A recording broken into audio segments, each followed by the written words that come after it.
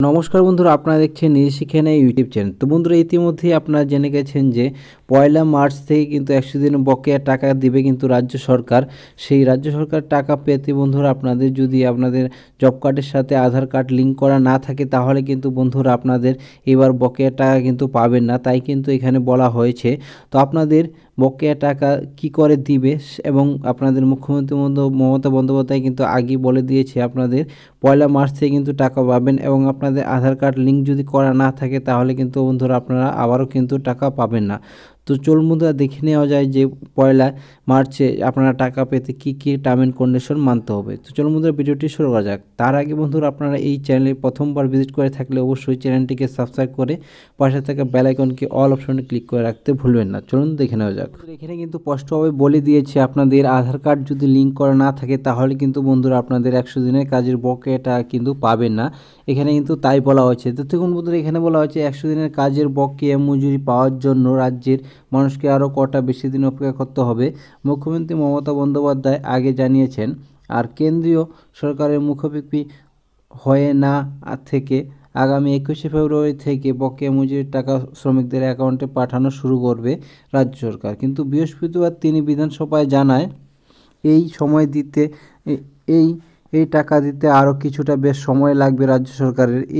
এর কারণ হলো 100 দিনের বকেয়া মজুরি প্রাপকদের বৃদ্ধির কথাও কিন্তু এখানে মুখ্যমন্ত্রী বলিয়েছেন। কারণ এখানে কিন্তু বন্ধুরা আপনারা যেহেতু বলেছিল যে 21 লক্ষ মজুরি পাবে, কিন্তু সেটি কিন্তু বেড়ে গেছে। এখানে কি বলা হয়েছে, প্রান্তিক মানুষকে রোজগার নিশ্চিত করতে দেশে শুরু করা হয়েছিল 100 দিনের কাজ প্রকল্প। গোটা দেশের মতো পশ্চিমবঙ্গ এই প্রকল্প চলে, কিন্তু বাংলায় এই 100 দিনের কাজের প্রকল্পে ব্যাপক দুর্নীতি হয় বলে অভিযোগ। ইতিমধ্যে সেই দুর্নীতির আপাতদৃষ্টিতে কিছু প্রমাণ পাওয়া গিয়েছে, যদিও রাজ্যের সরকার বা বাংলা শাসক তৃণমূল কংগ্রেস এই অভিযোগ মানতে রাজি নয়। এই কেন্দ্রীয় সরকারের সঙ্গে তাদের টানবাহালা চলছে। আর এই টানবাহালার বলি হয়েছে 100 দিনের কাজ করা গরিব মানুষগুলো কাজ করলেও দীর্ঘদিন ধরে বকেয়া অর্থ আটকে আছে কিন্তু এই সাধারণ মানুষদের। দুর্নীতির পাশাপাশি পশ্চিমবঙ্গ সরকারের বিরুদ্ধে 100 দিনের কাজের প্রকল্পের ইউসি বা ইউটিলাইজেশন সার্টিফিকেট জমা না দেওয়ার অভিযোগও কিন্তু আনা হয়েছে। এখানে বন্ধুরা আপনাদের ইউটিলাইজেশন যে সার্টিফিকেট হয় সেটাও কিন্তু কেন্দ্রের পক্ষ থেকে দীর্ঘদিন বকেয়া অর্থ না পেয়ে ক্রমশই ক্ষোভ বাড়ছে সাধারণ মানুষদের মধ্যে। আসন্ন লোকসভা নির্বাচনের আগে এই বিষয়টি বিপাকে ফেলতে পারে সংশ্লিষ্ট পদগুলিকে। আর কি বলা হয়েছে, সেই দিকে তাকিয়ে সম্প্রতি রেড রোডের কেন্দ্রীয় সরকারের বিরুদ্ধে ধর্নায় বসেছিলেন মুখ্যমন্ত্রী। তার দাবি ছিল অন্যায়ভাবে কেন্দ্রীয় সরকার পশ্চিমবঙ্গের গরিব মানুষদের টাকা আটকে রেখেছে, অবিলম্বে সেই টাকা মেটাতে হবে।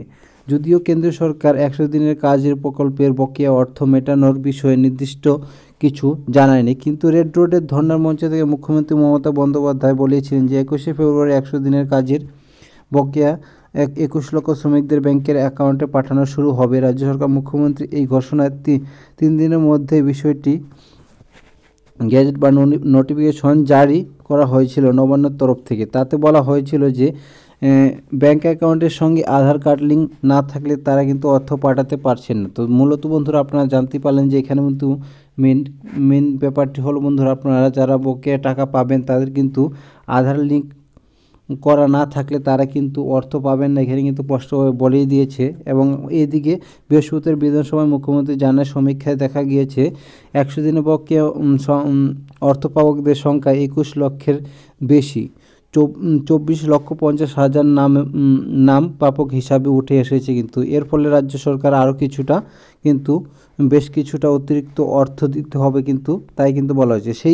সেই অর্থ জোগাড় করতে কতদিন সময় লাগবে বলে মুখ্যমন্ত্রী জানায়। এই প্রসঙ্গে বিধানসভায় নতুন তারিখ উল্লেখ করে বলেছেন যে আগামী পয়লা মার্চ থেকে 100 দিনের কাজের বকেয়া মজুরি শ্রমিকদের ব্যাংকের অ্যাকাউন্টে শুরু করবে।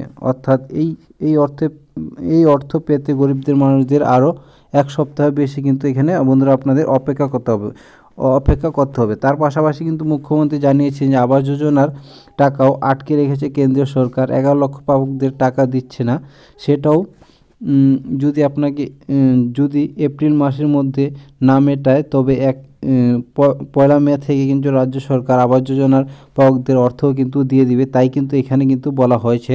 তো মূলত বন্ধুরা আপনারা বুঝতেই পারলেন, আবাস যোজনা বলুন বা 100 দিনের কাজের টাকা বলুন, মূলত আপনাদের আধার কার্ড লিঙ্ক যদি না থাকে তাহলে কিন্তু বন্ধুরা আপনারা কিন্তু 100 দিনের কাজের টাকাই বলবো বা ঘরের টাকাই বলুন, তো সেটা কিন্তু পাবে না। তো আমার এই চ্যানেলে ভিডিও ডেসক্রিপশনে দিয়ে রাখবো, আপনারা যদি আপনাদের জব কার্ডের সাথে আধার কার্ড লিঙ্ক করা না থাকে সেই লিস্টটি কী করে চেক করবেন সেই ভিডিওটি কিন্তু বন্ধুরা আপনারা দেখে নেবেন। যদি আপনাদের লিঙ্ক করা থাকে তাহলে কিন্তু বন্ধুরা আপনারা কোন টেনশন করার দরকার নেই।